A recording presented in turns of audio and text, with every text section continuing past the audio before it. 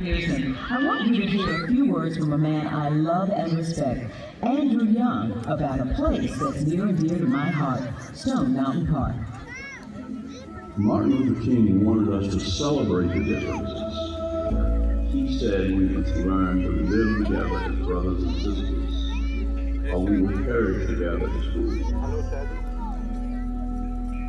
We have to embrace our culture and our history, good and bad, because we're all a part of it. Stone Mountain is one of the places where people can go on Sundays and Mondays and holidays and celebrate with their family. And their family happens to be quite diverse.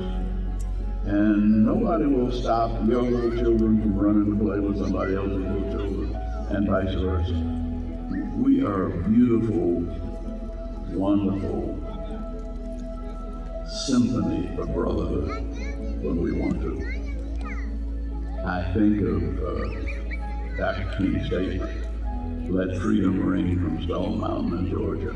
Dr. King gave his life for people to have the right to express and celebrate their lives and their families in a diverse, peaceful, and prosperous community. And that's what Stone Mountain is. Freedom is ringing in Stone Mountain.